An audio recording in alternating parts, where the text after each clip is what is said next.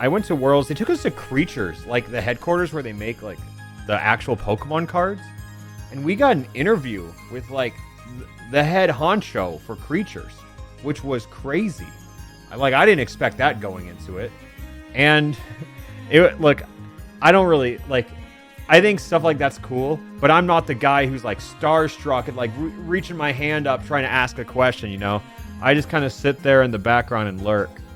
And I think my favorite highlight of that whole day at Creatures was there was a guy there, another creator, very nice guy. He was great.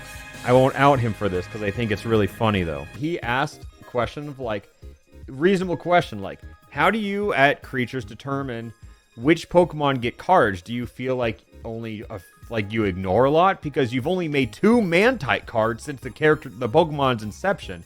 And it's like, is this guy a Mantike fan? You know, I didn't know there were Mantike shooters out there.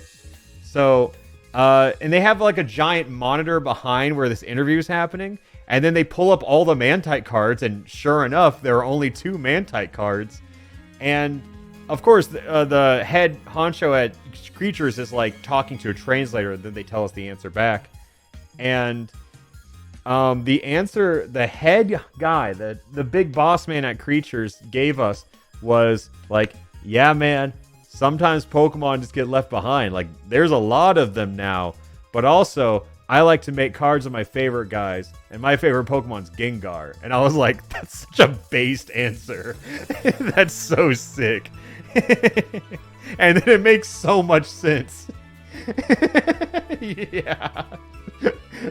So, like, if you ever see new Gengar cards, you're like, yeah, I guess that makes sense, huh?